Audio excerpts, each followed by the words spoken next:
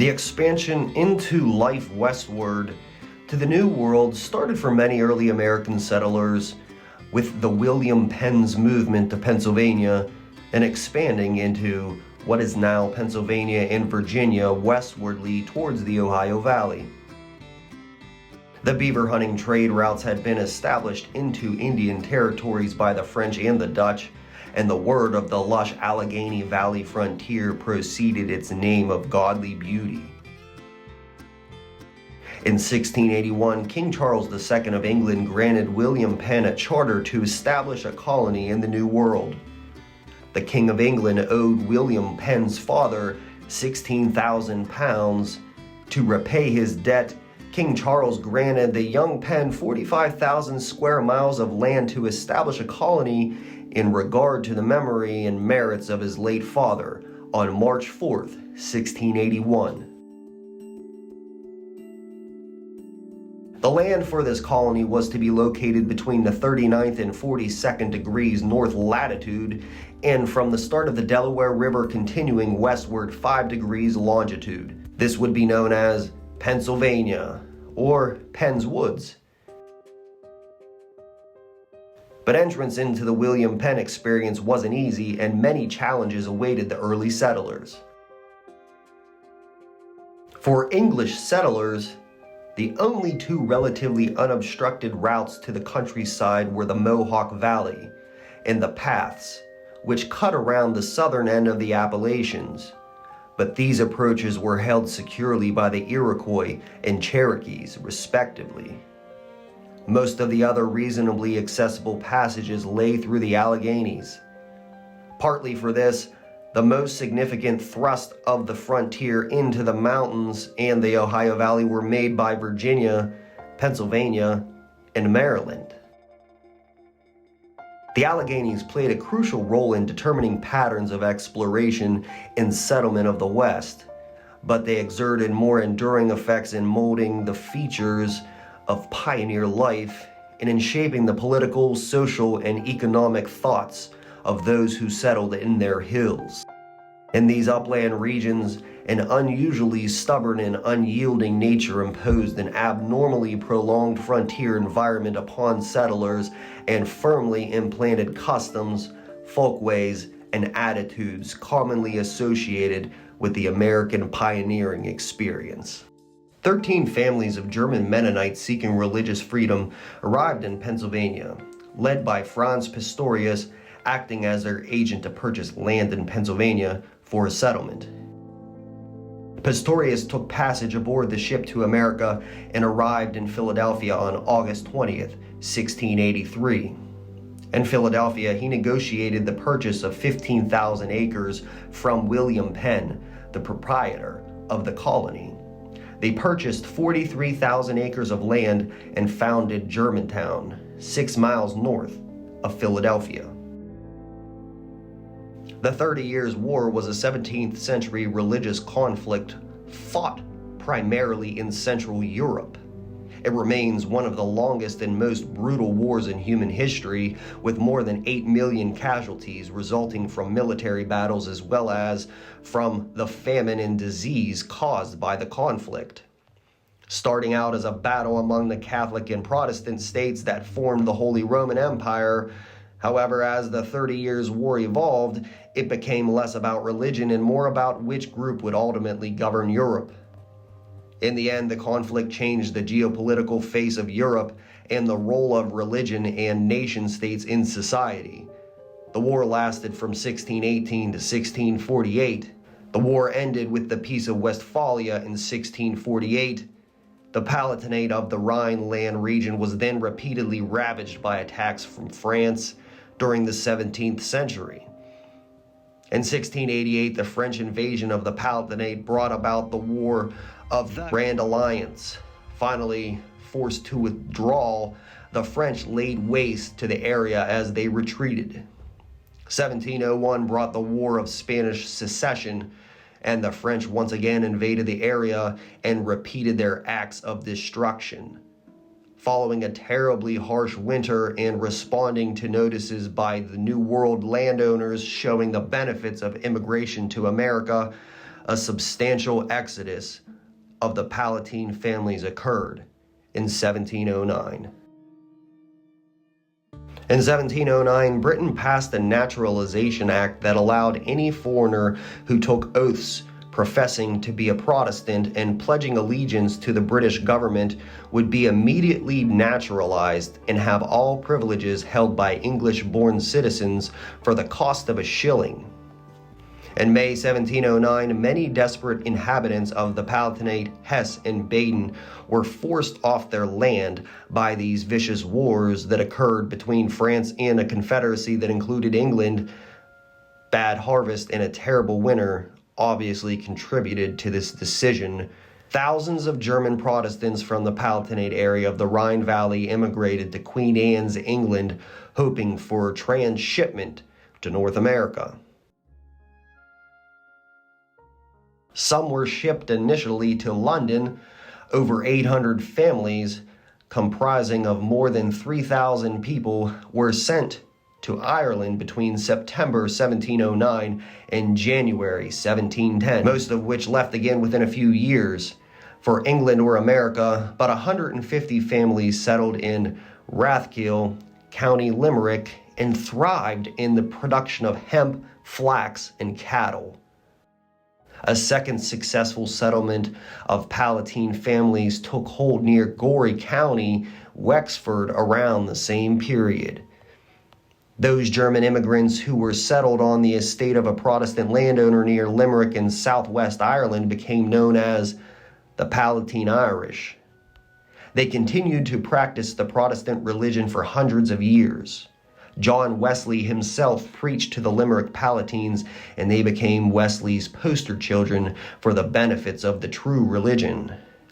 Barbara Ruckle Heck was an Irish Palatine early immigrant to the U.S. who came to Ontario as a United Empire loyalist. She became known as the mother of North American Methodism. Some Palatine departed from Britain while others sailed from Rotterdam. Conditions on the ships were poor. Food and water were spoiled. Vermin ran rampant on the ships, and illness quickly spread. Many of the immigrants, especially the elderly and children, died either on board ships or shortly after landing. After spending 3 months on shipboard with port and 3 months crossing the Atlantic, the Palatine's suffering was intense. Upon arriving in New York in 1710, they were housed in Nutten Island, now Governor's Island, and their numbers added approximately a third more to the existing population of New York City. In June 1710, Hunter was appointed governor of the province of New York and its dependencies. Purchasing 12,300 acres of land from Robert Livingston, Hunter resettled the Palatines to Livingston Manor and the sections of New York along the Hudson River. This was the land which was to be given to the Palatines under their early immigration contracts. The Palatines settled in camps, or dorfs, East Camp and West Camp. Close to 850 families settled in the Hudson River Valley, primarily in what are now Germantown and Saugerties, New York. They produced stores for the Navy and work camps on each side of the Hudson. With the failure of the naval stores projects, Governor Hunter was expected to pay the full amount of the cost and subsequently went bankrupt. No longer employed by Hunter, they were told to fend for themselves. Close to starvation, 130 families decided to move to Schoharie and sent officials ahead to ensure that Indian sympathies still existed. The second group of families arrived in March 1713 by way of Schenectady, lived off the land in loosely constructed huts, and walked 40 miles in deep snow to get to their destination. The first few winters were hard cut, but with the assistance from the friendly Indians and the fierce determination to survive, the Palatine families began to establish a thriving community. Finding that the Indians would be willing to sell them the land that had been previously promised to them in October 1712, 50 families arrived in the area. They managed to survive the winter with the aid of friendly Indians. Unbeknownst to the Palatines, others had laid claims to this area that presented challenges to their land rights.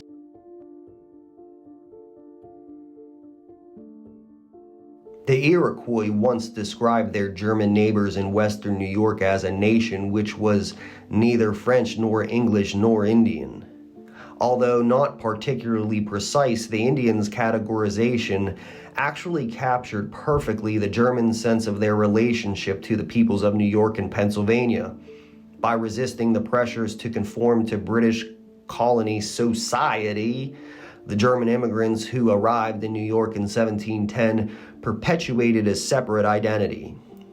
The first of the challenges to land rights came in 1714 from Nicholas Bayard, who claimed that the Indians sold him the land prior to the Indians' arrangements with the Palatine immigrants. Having survived many hardships and still smarting from the deceits suffered under Hunter, they ran Bayard out of the area. Bayard sold his Schohara title to the Seven Partners, a group of British investors who purchased land in the new colonies to reap the benefits of its vast natural resources. In 1715, the Seven Partners issued an edict to the Palatines to purchase, lease, or leave the land which was occupied by them. Agents of the Seven Partners attempted to enforce this edict were subjected to severe mistreatment. One agent is reported to have been dunked in pig mire, dragged through the settlement, and eventually left on the old Albany road, suffering 2 broken ribs and a badly bruised ego. The political class Europeans in the struggle with neighboring Indians who also laid claim to the new land resulted in raids and warring clashes. Life on this land was full of challenges, and the task of taming this wilderness was a formidable one. Forest land had to be cleared, ground had to be broken and tilled, the crops suitable to this environment had to be cultivated. Although some Indians assisted the Palatine immigrants by providing guidance and assistance, there were many different tribes in the area, not all of them friendly to the settlers. The French along the Indian factions were a constant safety threat, and fortifications had to be built and maintained against these dangers. Britain, although previously sympathetic to the Palatine cause, eventually used them as if they were human shields to safeguard borders against the French and the Indians. In addition to the human aggressors, there were a constant vigilance for wild animals that took their toll on livestock and sometimes humans. Weather conditions were harsh, and Mother Nature's onslaughts often proved daunting. They could no longer depend on the crops they had once grown or the trades in which they had previously been employed. In addition to their physical hardships, the immigrants also had to learn a new language in order to maintain their independence and support their rights in the face of opposition. They needed to reinvent their lives and become part of a new culture in a foreign land. The Palatine immigrants, however, proved to be equal to these challenges. They built their churches, established schools for their children, developed the land, encouraged further immigration of their friends and families back in Germany, and their communities grew. Because of their previous oppression and suffering and their love of freedom, they would later prove to be the very strongest safeguard of American liberty during the American Revolution and westward expansion. Into the hills of Pennsylvania and south into Virginia towards the Potomac, they began their migration into occupied territories. The foundations of frontier life was beginning to be etched into the mountains. In a conference between Pennsylvania provincial authorities and the chiefs of the Six Nations at Albany on the 3rd of July, 1754, Conrad Weiser, an interpreter from Pennsylvania, told the colonials, "The road to Ohio is no new road. It is an old and frequented road." The area became a battleground when France and Great Britain fought for control in the 1750s. When the British were victorious, the French ceded control of territories east of the Mississippi. New territories opened for exploration that welcomed them with every equal opportunity of hardships and treachery promised to them before. A life in the wilderness was endured and tested by these folks who manifested into their destiny onto the frontier life of prosperity. By the middle of the century, the German-speaking migrants who had left their homes 40 years earlier as Nassauers, Hessians, and Wurtembergers had long settled into a common identity under the label first given to them by Londoners. They and their descendants were now all Palatines. Although the British in America generally referred to all German-speaking immigrants as Palatines, over time, the label became more closely linked to the people who had first adopted it. The settling of the British colonies by small German-speaking religious groups continued. The groups also included Swiss Mennonites, Baptist Dunkers, Schwenkfelders, Moravians, Amish, and Waldensians. Most Dutch immigrants belonged to the main Lutheran and Reformed churches. The central colonies received the greatest part of this immigration, especially Pennsylvania. As many as half of these immigrants came as redemptioners. That is, they agreed to work in America for 4 to 7 years in exchange for free passage across the Atlantic. The German settler pioneers would go on to design and build Conestoga wagons, which was used to open up the great American frontier westward.